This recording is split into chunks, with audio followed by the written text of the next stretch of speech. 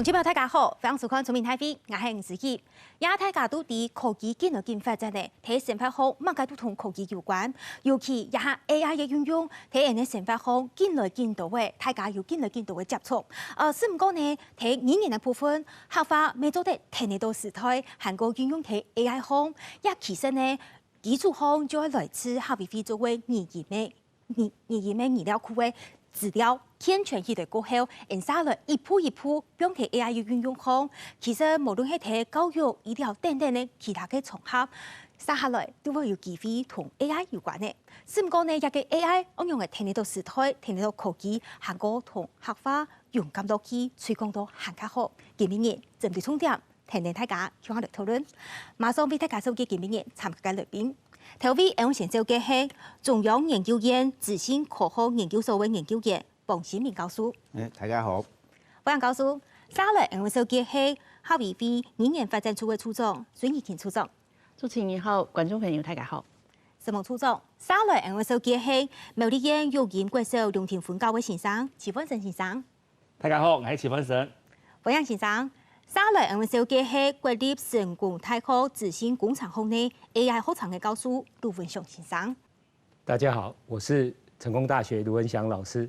王陽先生，今日嘅幾位來賓都分別對目標國土帶大家來了解 AI 嘅運用同客家應用嘅連結起來。其實講到 AI 啊，大家都講AI 嘅條件，聽說可以建立一個完整嘅資料庫，係個要用喺客話時節做成用嘅來運用咧。哈維菲也按到年來當認真當上網嘅來熟悉講嘅行業嘅語言資料庫，韓國呢如果有到資料過後，用嚟運用，進一步嘅，譬如係睇去年加到攀嚟一啲 AI 嘅武俠場嘅比賽，用嚟同 AI 運用睇下，鼓勵學生嘅，先嚟看樣片。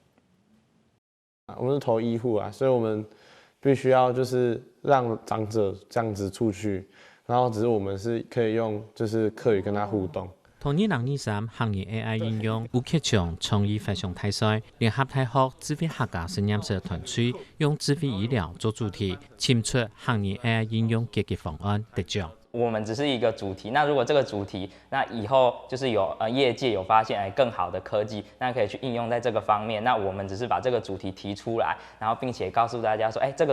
個主題有一個這樣一個機會，那它以後發展，我覺得對這個社會很有幫助。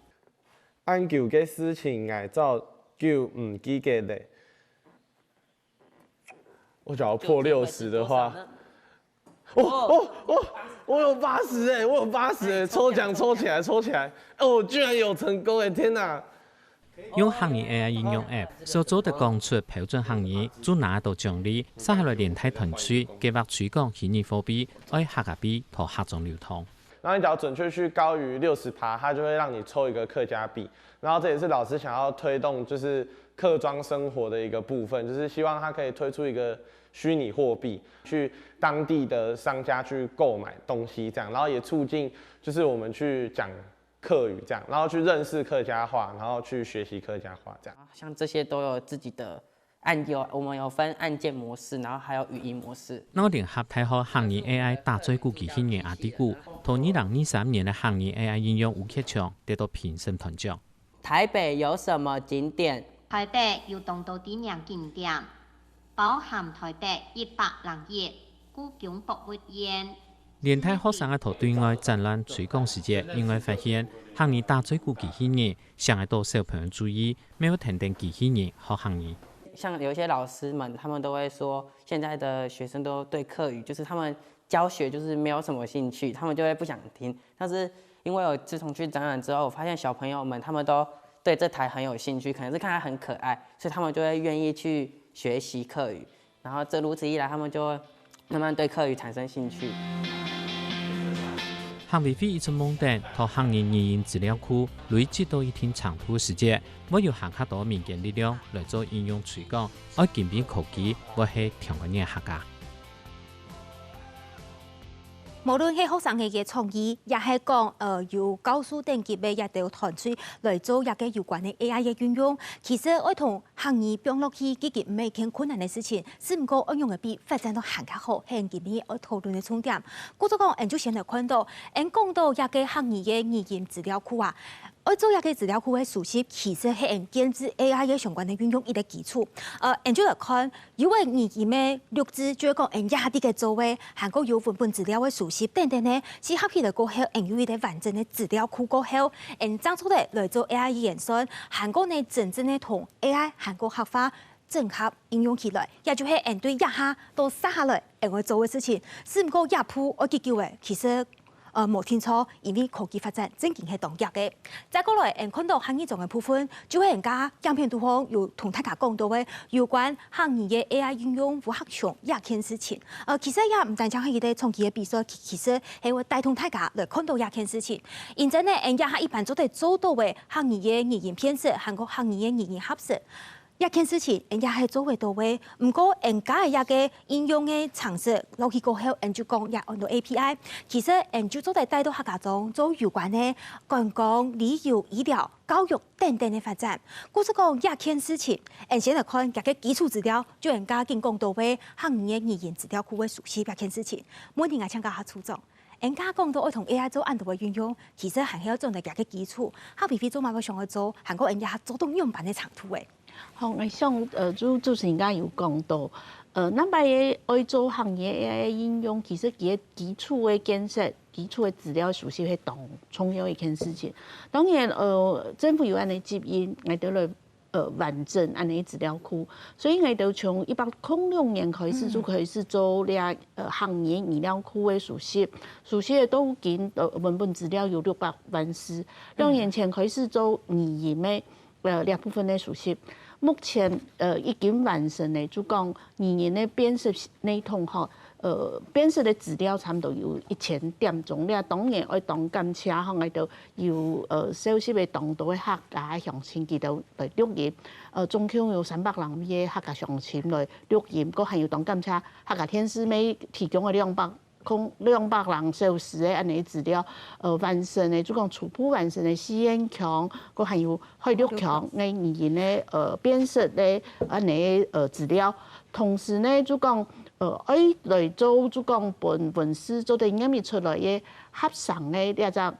資料，我哋未有目前初步完成嘅4同6。細來細妹嘅上研組已經做得來做初步應用嘅，兩部分嘅資料呢都今年嘅營業中，每商家都在線上吼，就做得本大家來申請來做應用。初中講到一件事情，其實係下回飛一按到年來3萬啲嘅做嘅。韓國呢一項計劃其實我繼續進行下去，因為我同樣嘅語言嘅資料庫做到韓卡完整，下來 AI 用嘅運用，其實資料準備好勢就唔驚用唔到嘅。我就講一件事情，家下初中講到做得用睇語言嘅合成，韓國語言編輯一件事情好。每天我請教下黃教授，長期都係睇做語言嘅編輯。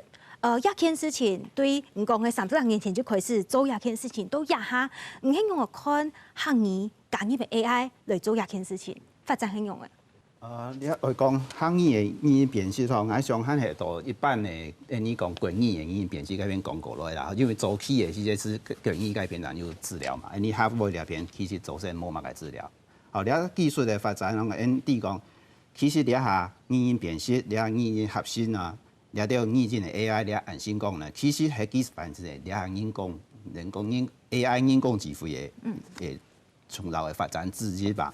那了到技術呢，是本來你大家全都係當簡單是一種廣播嚟落去交流嘛。好，你是大家你當方便，那該當多方面全有應用。那該最簡單來講，語言辨識其實是講技術。語言變到文字，變到文字之後，機器是做在處理。第講機器處理文字當簡單。好，在過程中呢，其實當到在克服該片呢來講，語言辨識是講本地系統來處理人客打電話來講嘅，也了。哦，因嘅機器壞體啦嘛嘅，全部用語言辨識是機器來打來做嘛嘅。資料了到啊，教育了到，全當到應用嘛。從頭先嘅主持人講介紹嘅，該都應用。哦，該語言核心兩方面呢，是講其實咯，文字轉語言，該了解技術呢是說，你唔管你寫乜嘅事，你寫一篇文章，寫句話，其實儂核心到語言講出來。因每当有种啊，因为因都记是交流的时阵，你都记是讲话，该记是拢查了资料本意的时阵，基本上种讲话拢讲啊吼，唔会很即个看个电视荧幕嘛吼。韩国有啲譬如看唔到嘅人吼，佢用蛮特殊，迄位地讲就是种点视嘛。啊，你啊其实当到该嘛该有声书啊，哦，你做有声书之中。你种语音合成的做都当到有声书出来，啊，当方便，还有读新闻咪做咧用讲的，该看唔到人，其实做咧读新闻的，啊，该所以了下 AI 技术哈，语音 AI 技术呢，其实讲有几只动态，其实有只几只当重要的意义哈。第一只其实提高音路技术的交流，效率变得当好，便利性当高，好，第二只可以拓展你讲意境到各个方面的应用，好，在第三点是讲，你系人工智慧的发展呢，其实都利用 AI 的技术，其实咪动态关系。好，你当到技术系从到意境 AI 那边来的。啊，那我哋系讲一般的所有的语言像人嘛，对你客户来讲啊，有乜解冇重用嘅？当然因为你客户你希望就讲客嘅也客会保存嘛，会创新嘛，希望讲在到你嘅生活当中，你一般嘅你讲你呢时间是在讲，因为讲客已当到你从大海边就冇机会讲客嘛，因为你冇解翻译嘛，你嘅导师系讲，有只有了技术本吼，你嘅生活翻译抢在讲客，嗰是当方便嘅，就算某年同讲客，自然是保存嘅，嗰是好，所以了技术呢。到教育方面其实当好用嘛，你讲语音合成拿来做当到课，你学会的有声教材当简单哦，你做咧帮助个学客的人，学教客的人嘛哈，因为变训呢，其实你变训在本个线上啊，因为你两冇人都线上嘛，你学生讲错讲唔错，冇人啲。好，你系应该线上从家教老师按1对1样，你冇人，你系用机器。用语音辨识其实是在地讲，我哋學生講錯啊，講唔錯，嚇。喺文法當個其實未低啊，語音合成是來做當到有聲書，因為你做一個影片自動配音啊，唔是講一聽到音去講嘛，係，是做大量產生啊。喺語音辨識所以講，你做可能你學會聲音切嘅影片，你學錄音講過音，你可能談唔出啊，談唔出你語音辨識找個語音。加機器翻譯，你是做出中文字幕啊，大家就可能性嘛。啊，生活當個未當到啊，你所有嘅時差嘅導航咧，就係全部要客嘅，你翻譯是變到要客戶嘅。好，所以而家總講還是認為講，你客戶嘅客語 AI 哈，就你客語 AI 其實佢而家發展呢，是為很自然是為你本來你客語嘅數位化應用，你客戶嘅保存，客戶嘅創新，是為提供新嘅。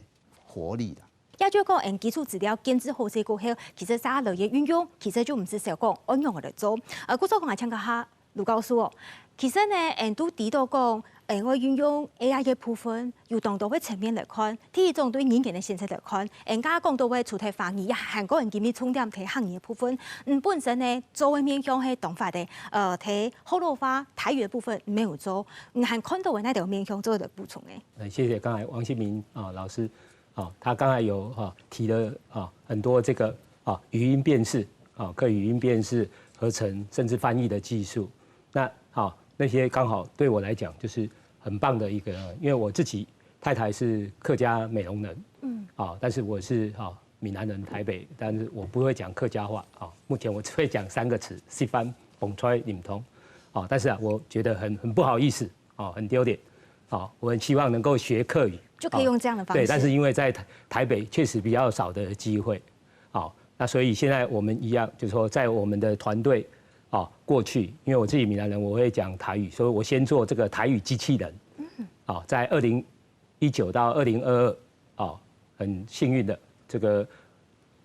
現在國科會就是先前的科技部啊，它有提供了我們一個比較大型的計劃，所以從台語開始來開發這個機器人。那裡面呢，我們有7、8項的服務，就是可以做這個，比如說新聞，新聞的這個播報的話，就要剛才王老師提到的，要从这个华语翻译到台语，这样的一个技术，会牵涉到语音辨识，还有翻译啊，甚至要播出来就要台语的合成，所以三样技术用啊，所以它是非常难的目前在台湾还没有完全成功我们也还在持续的开发，因为台语跟客语一样会有变调的问题。另外，我们有一个客语纠团，台语纠团的，也可以客语来用，就是老人用一句话比如说礼拜天早上5点去阿里山爬山或去哪一个公园运动，我们都可以用这样的方式，就是让老人可以用一句他的自己的母语，就可以来跟外面的人沟通。那从这个角度，就是他用这个母语，现在我们这边有扩展到5个语言，就是台语、华语、客语。客语我们目前做比较少量，证件率比较低，但是我们2019感谢那个客委会有给我们一个计划，你们这边也一可以个很小的计划我们那时候做这个老人周全性评估，所以医疗的我们也有，就像现在那个荧幕上面的，就是我那边有生活翻译、医疗这些，所以将来就是可以，我们现在也有印尼语。因为像我爸爸的移工印尼语就是台语跟印尼翻译，所以将来客语跟印尼，因为现在很多照护移工有24万是印尼的，所以我们现在有一个那个多语翻译的也上架了，最近才上架，大概现在有500多人下载。对，所以将来这个客语也会让它语音辨识、语音合成、翻译再成熟，我们会把它绑进来，就一起在这个上架，这样就可以帮忙推展客语。先生讲到就是，其实也个 AI 一项技术，大家晓得过后开始运用，增加个语言的数量，其实唔单止国际化，连人哋本土语言没照顾到嘅。故所讲亚件事情，大家就要开始去问，迄讲呢同人哋教育应用嘅连接起来。家先生咩讲，告诉咩讲，安尼人哋成法方就算冇环境，会咩做得好讲下。一部分我请教下齐先生，先生唔睇学语嘅、韩国教育嘅、教客话。推广客话按多年的好，你看我看有一个 AI 一项技术出现，同人哋人才人工的数位化嘅搞好，有乜嘅所长咯？你看我看一项发展。其实你26年来，你教学现场已经航向唔免讲一个线上对学生嘅天天。那特别你嘅教学嘅时间，舒缓到可能1礼拜只有1节课，学生嘅语言来源即对咱台湾嘅线上。不过你因为学语 AI 技术以后，學生嘅學習嘅創辦，其實唔單止係啲高速度項，其實咧延伸到 work 卡，加個時間也唔只有40分鐘，佢隨時上去學，因為太卡都會天咯，大家學生嘅都有平板嘅時間，用呢條技術，幫學生嘅，就像家下先生講嘅，每上亦都有一個自家嘅架構，那麼先生這本含較多嘅小朋友佢。作業，本期去來完成，咪透過 AI 嘅輔導，真係有興趣來學。那線上嘅角色，佢有冇做一個轉變？等等你 AI 按用技術落嚟以後，線上佢有規劃啲課程，佢可能唔係講只係留佢一支嘅本期停在未來講學天天，佢上嚟樣辦帶領學生嚟進入啲學化啲世界導航，做很多嘅事情。那麼因為 AI 以後，客家話也唔係只有多啲客家話課堂導航做嚟使用，應該可以連接到其他嘅領域導航，比如講其他啲自信領域，佢做嚟連接向下，然後啲藝術人文嘅領域結合到向下，佢做用 AI 發揮更加多嘅想像力，嚟攞佢結合起來，再攞客話攞佢加入來，佢按樣嘅時節，加嘅規則嘅學習嘅成果啊，就像人哋所講嘅一個素養導向嘅一個教學。故所學語 AI 嘅加入以後，一下對學生嘅嚟講係一個動態轉變。那對先生嚟講，很卡太，佢咪可以停定來調整，如果曉得佢要做一個課程嘅規劃人，我用翻嚟帶領學生嘅。那麼假使講要當到自家客話本身語言能力，尤其後生嘅先生，因為較少，但佢聽到能力好，佢係用 AI 攞佢聽書嘅時間，其實就更加好。就講對來啲學語嘅實質繼續向下來做一個傳承。故所我知道呢一項技術係對學語教係當重要嘅。故所講線上睇學語嘅傳承係人睇學教嘅輕重要嘅一個部分。唔過還要做到人生嚟成班好嘅運用，人做得隨時用 AI 一件事情，帶領大家來學講學。故作講線上應用嘅培養，韓國必要就了解睇 AI 嘅運用，做嘛？我拿嘅用喺課堂上，其實一下呢睇苗栗園，就開始嚟推廣一件事情。韓國呢，韓教會一條行業嘅輔導線上，人嚟看，佢一條很有做嘅。希望在座的那個20位老師啊，以後呢，就是我們的生力軍啊，就明年開始就是會有很多的那個客語的那個雙語的那個字幕在上面。用 ChatGPT 生成中文文字檔，同機器翻譯做行語，再個透過語音編輯刺通上字幕。苗栗縣行語輔導團研習考察，教線上樣用 AI 來聽書教學。佢也教書介紹嘅也 AI 數位嘅科技嘅教學，像也啲句嘅嚇，要翻譯轉行語，行語轉翻譯，好一部分嚇就當神奇，好一對聲嘅當有親密性。較國際化，就當到了解有個人工智慧嘅 AI 嘅使用，也係講也就機器人咧人哋聊天咧，嘅線上係假設講可以好嘅來運用嘅話，像講其實我講都係同學生嘅一個交流方面咧，我有限呢度嘅即係配件嘅知識啦。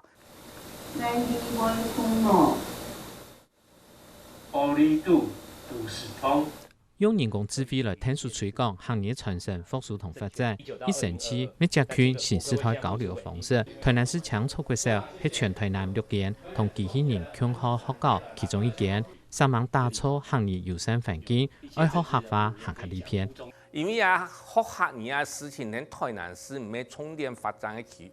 也 AI 機器人有個好處，然後呢，有一間聲音來產生互動，為互相來，以答錯答唔錯，我有表情，幫聲音嘅開。烹鳳茶，阿三妹奉茶2，烹風茶。這樣子呢，就可以讓學生自己來做那個客語的那個繪本的學習，好比說我們客家教人工智慧機器人來做人機共學同 AI 跨領域學習，看到未來發展的機會。其實剛才們講，AI 科技後，未來應該有機會哈，對客家文化有一個很好的貢獻哈，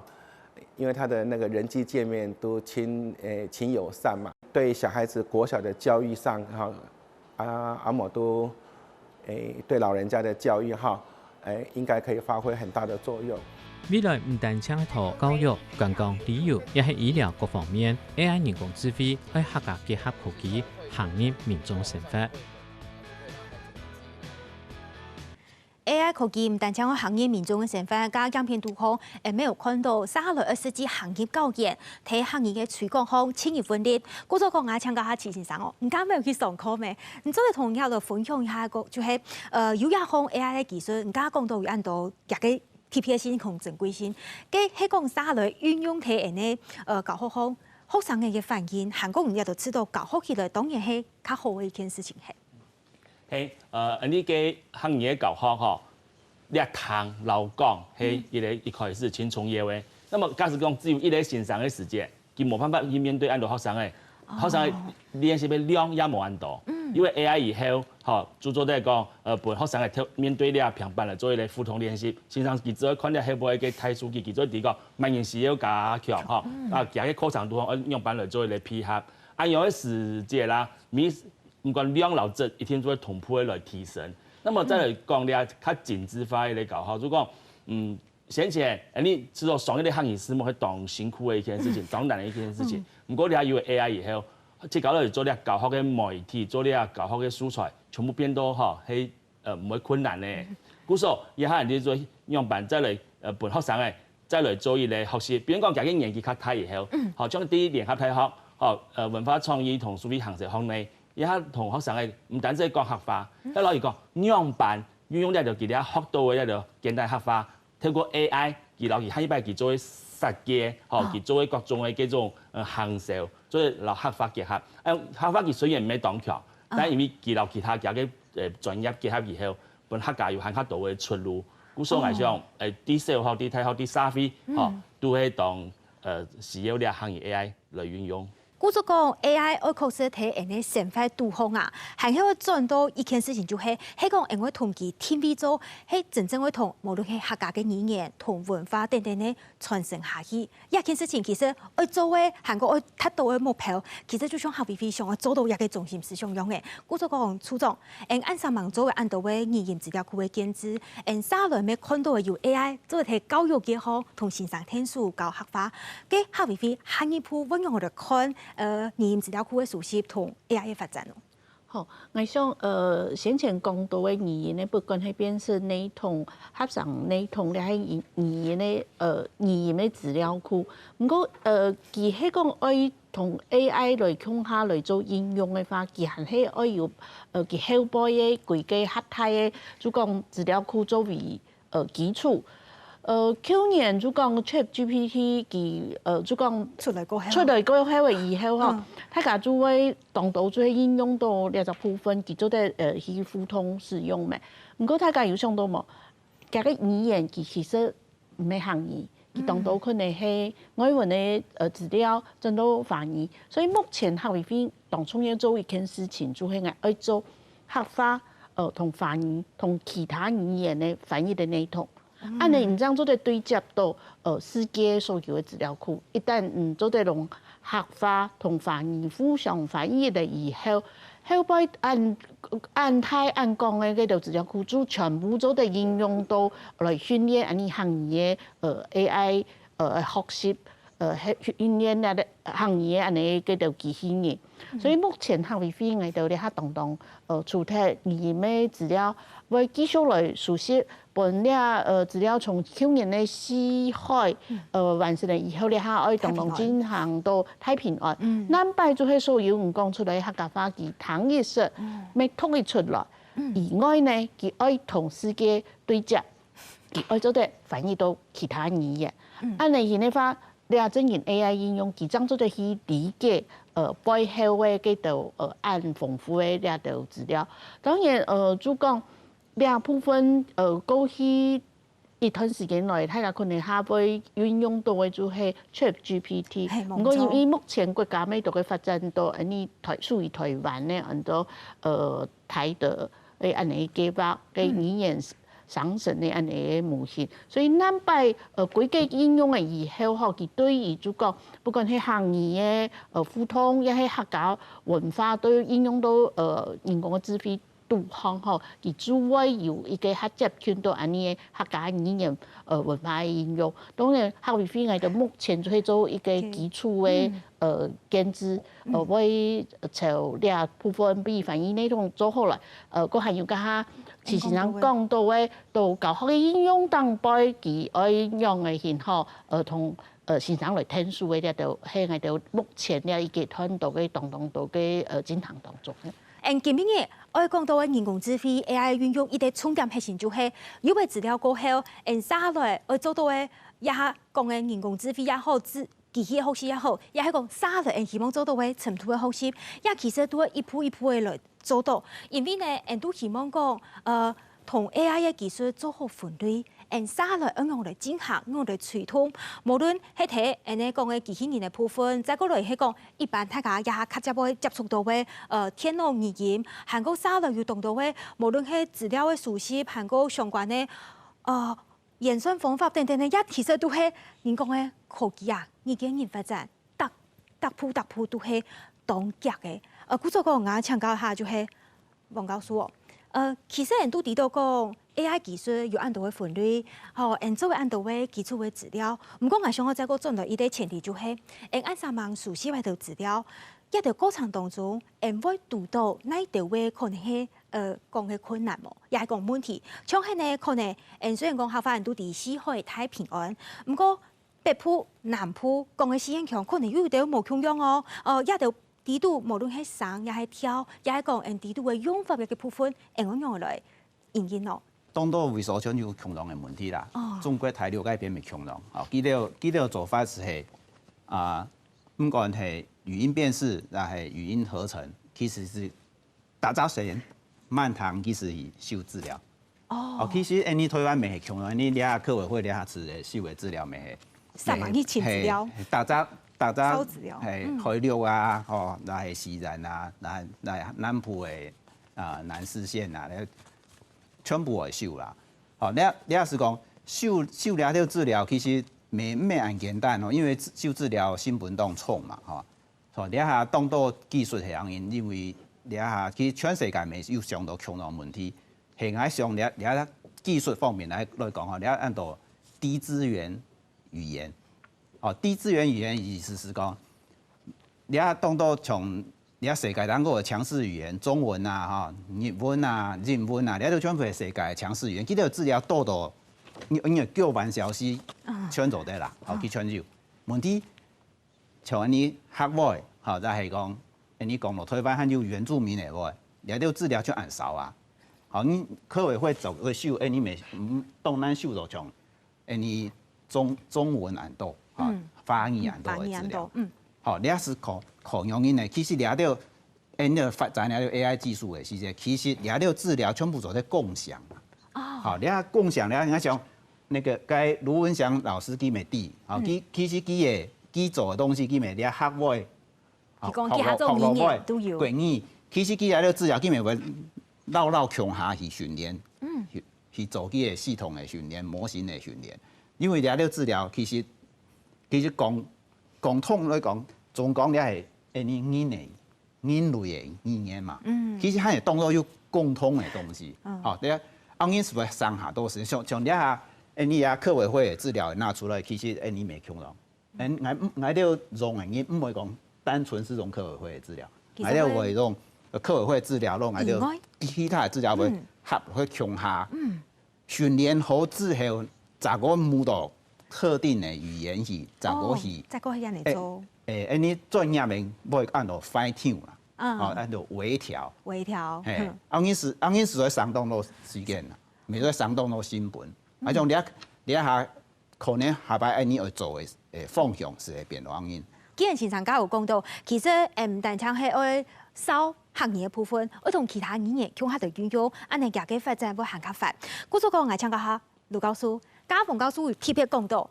唔家沒有同人收機哦。其實人家唔單唱建設語言，客話、河洛話，唔講嘅日文、印尼、越南等等都會夾落嚟。唔希望做一件事情，韓國呢，人家進步都乜個程度誒？就是剛才比較多，我跟那個王新民教授提到的是這個語音辨識。那現在我們提的就是合成，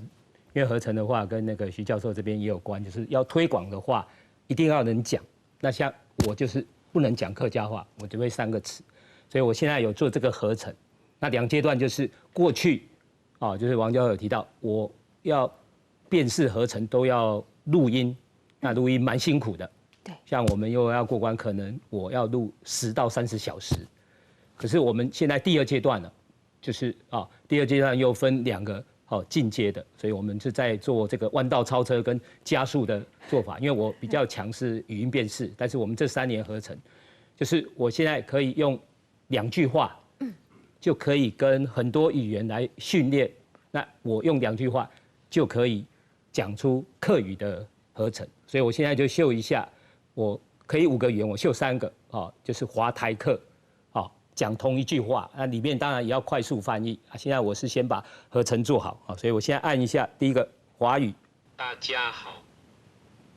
我是盧文祥老師。好，這個都是用2句話學。接下來台語，因為我是閩南人啊。台大好。這客語先。喂，是盧文祥先生。好，那我們就客語先。其實我不會講，但是剛才是車上學，那現在就是他幫我講。以後我就可以跟我的丈人、丈母娘溝通，因為我每次到客家莊，覺得很不好意思。可以用這樣的方式。對，那台語也是，所以我們可以及時翻。大家好，我是文祥老師。對，那最高階的就是說，同時都是我的聲音，因為以前那個合成我要用別人的。是。那我們去年已經發展成說，我2句話可以講5種，包括印尼語、英文都可以。對，所以這樣的話可以一口氣來學習。那這個對，我就是不會講客家話，還有小學生，像我兒子，他只是在小學1個禮拜學1次，所以這些族群，小孩子跟我，就是可以借助這個。那我慢慢的讲，像刚才那个徐老师就是在车上教我讲这一句啊，其实我现在也可以讲了，说太家好，爱黑鲁文雄欣赏。我是不是很高兴？但是讲得很慢，因为这是我第一句能讲的客家话，因为我只能讲3个词，现在能讲，所以我可以借的这个就是重复播，因为我现在可以再播一次，让你讲客语。对，那我不会的时候我就重复播，类似刚才王老师说，辨识怪怪的，对我刚才就是好多音，因为那个鹤啊有多音，刚才徐老师也是在车上教我，所以我们可以慢慢来做调整。好，这个字啊有2个音。那我们原来早上啊，刚好在中研院演讲的时候，我播的那个就错误，现在这个是正确的哦，所以我们还是需要跟人学那个转调，还有多音哦，这是刚才徐老师的贡献，所以这样就是 AI 跟人的智慧，我们把它叫 HI，H 就 human， 人跟人工智慧，就人的智慧跟人工智慧结合，那这个未来的世界会非常完美，老人。谢谢。他可以用客语就跟我沟通，我也可以用台语跟他一起沟通。不过，刚刚先生讲到一个重点就係嘅，基本講嘅案度係希望要轉到人哋教育方面來推廣、保留、傳承人哋學法。故咗講，人來看睇苗栗做人家看到嘅希望同 AI 一件事情容易人哋行業搞好。韓國呢也係苗栗政府咪當時問嘅傳統，大家學校都會有一個睇熒幕嘅一個平板，做啲用睇嘅。來幫助人哋搞好發展，人哋看幾多想要做。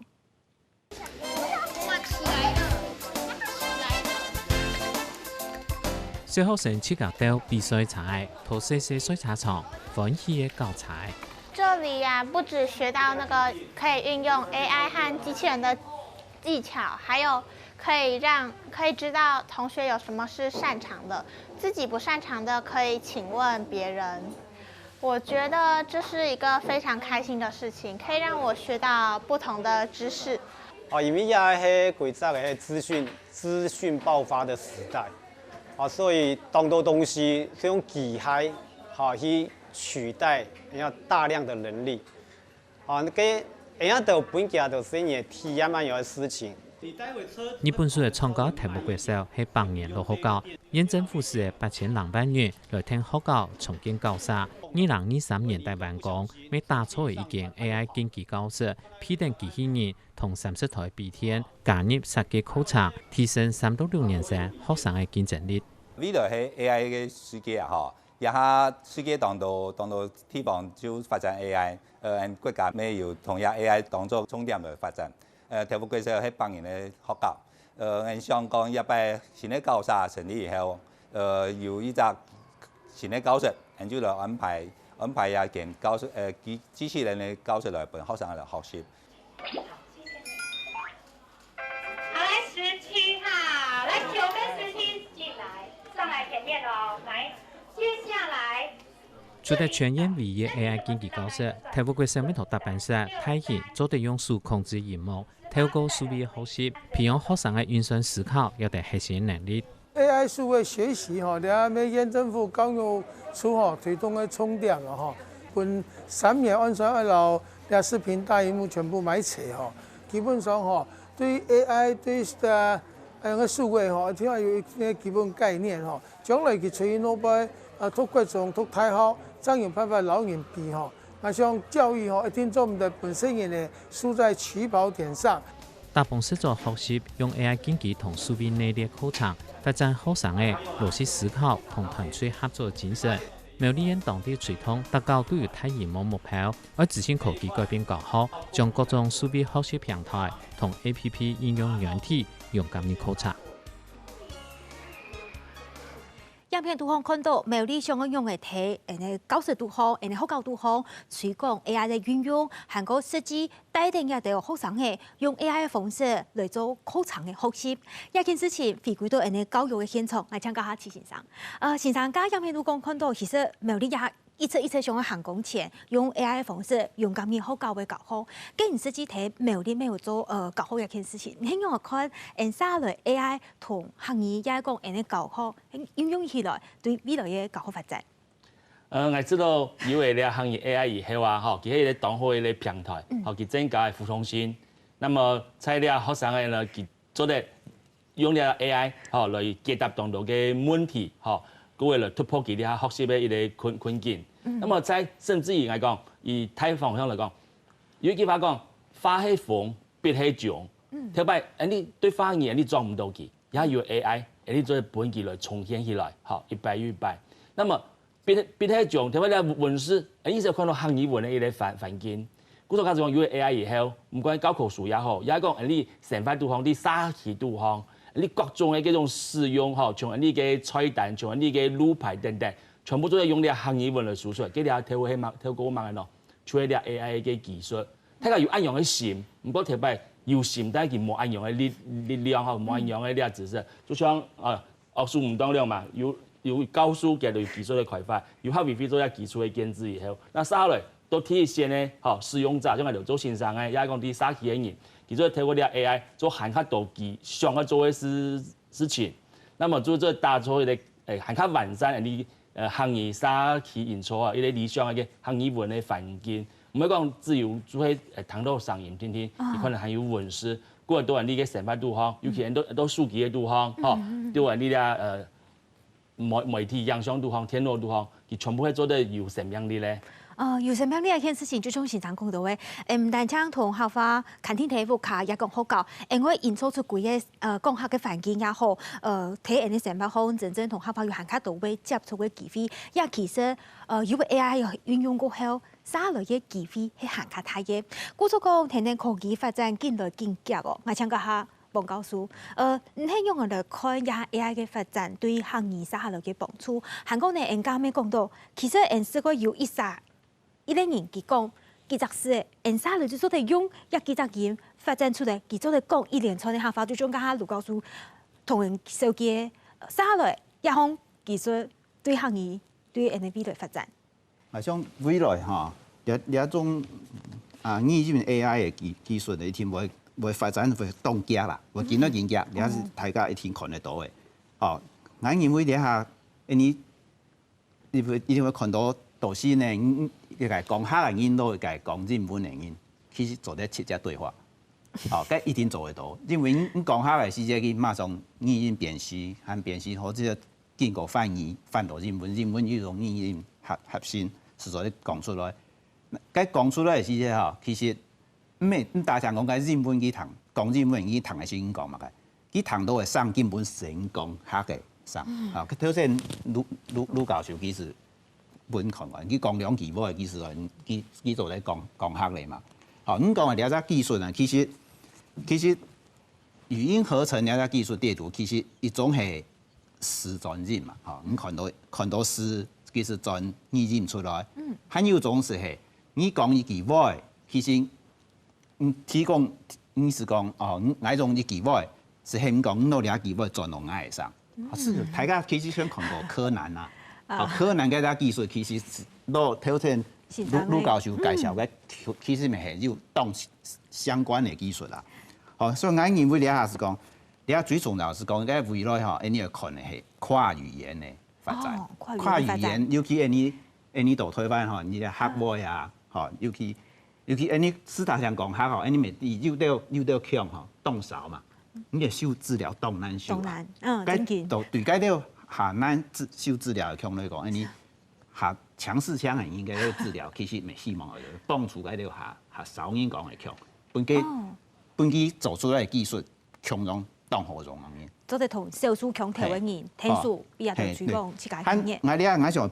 補充一點啦嚇，因為你下主持人冇問到嗰樣問題，因為你下啲講，你下技術硬好，你講兩句話，還是學落你用慢講話咧。係問題你下是講，大家當重視一個問題，假資訊、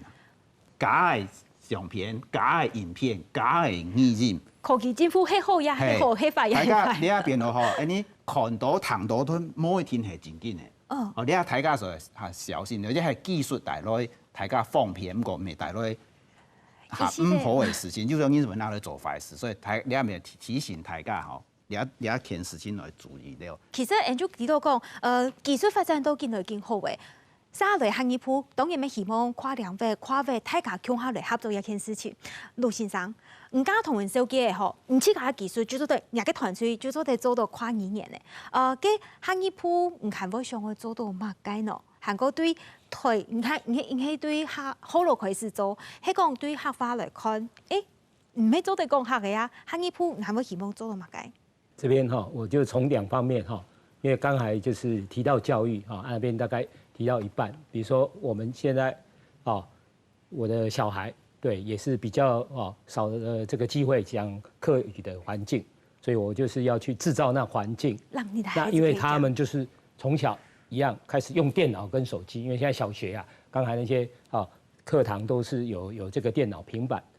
所以可能我會從2方面，一方面就是用網頁，那我們那邊網頁就是做這個像3字經千字文，我們已經有做台語跟客語的，那他也可以學習這一個古代的這些古典的，就是用現代，假如就是新聞，古典的就是這些古籍的書，可以讓他給他擴展他的這個教育的這個學習用客語這邊來學，用合成或辨識輔助。另外一個 APP 是比較方便的，就老人如果他勉強能操作，不能操作就是我們跟王教授做語音辨識，他只要用嘴巴就可以跟世界溝通，所以我們會繼續擴大語言。就剛才講的其實我這邊就有可以台語到印尼語或台語到這個華語，那這樣的話，他可以跟任何人溝通，他只要用嘴巴。少數用按鍵，因為老人有時候不會按鍵。那像我們的話是可以，就手跟嘴巴就可以跟全世界人溝通。所以我希望往這2邊走，就一邊往古代的古籍的這些文獻的，一邊往世界走，大概是我未來繼續的目標。所以會繼續擴大這個混合的語言。就是混合語言的學習。人才嘅部分，應該潛到重點來推廣。對未來應該繼續展望韓國抗大嘅發展性，也係先生希望打破 AI 語言嘅發展，帶來韓國到位無窮用嘅可能性。故作講，今日裏邊都分享嘅當中，有一個 AI 嘅運用過後，應用嘅同行業推廣出去、傳承下去，韓國呢發展出去，也係大家都希望做到一件事情。故作講，安尼嘅冇譬如安尼嘅想象，一向正經就係希望講，我同客話好好保存下去。嘅除咗今日談到裏邊分享按到嘅其他嘅啲角色，沙律應用嘅推廣出去，就像人家講到嘅國際化、韓國跨兩邊跨語言。好，係像政府嘅角色就係嚟提供基礎，本國家佢做的應用，所以看到按到嘅線上，佢哋到佢自家兩邊做的應用到了條資料，係像咧對於學費來講，係到未來會韓卡就講完善咧規個資料嘅建設，可比家下王先生有講到講唔可以跨語言，跨語言嘅人主要有翻譯的內容，客話同翻譯、客話同言語嘅平衡嘅詞庫，你下學費當中都會建設當中。一旦你建設好以後，可以實現到家下大家講嘅跨語言，安尼夢想就做得到。嗰還有一個當中嘅就講。所有呢條資料庫唔係係會有傳統嘅客話使用，可比嗌去做醫療、去做照護，你拼命也係嗌那邊冇上上，唔係係會有基本嘅客話應用嚟使用。所以呢條嘅基本嘅呢條嘅背後嘅資料，喺學費當中都會建設當中嘅。個當然就係包括到講，從教育南版就得用AI 嘅技術、改考結等等，就做得到。呢條部分學費完成了以後，當然就當希望就講嗬，各地尤其係產業界，佢做得攞安尼資料，佢做得同佢產品商業化，本韓卡當然做得應用到呢條技術，應用安尼技術，然後客話都會推廣出去。同時呢，加定安尼方式，本客話佢真見就講，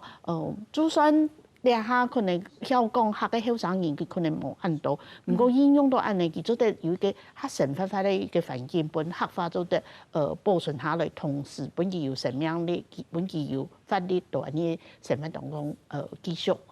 延續下去。其實今日講到按到有關學語同 AI 發展，其實有一個目標就是提教育推廣韓國人行出去一件事情。其實大家重點都係強調，無論係提教育嘅，也係講係喺研究方面，大家都希望學語同 AI 一項技術做得運用到更加好。韓國呢跨語言國際化一件事情係很沙落嘅行業鋪，科技發展係當家嘅，咪希望大家好好地從事行業嘅補述韓國 AI 嘅發展性，運用喺呢生活中，安呢照顧到更加多無共有語言呢，促進呢更加了解客家、認識客家。以上就係今日嘅全面睇飛，針對行業同 AI 運用應用佢哋發展到更加好嘅討論。新聞同前嘅收看，下個禮拜沒有正式收看，現在非常之細。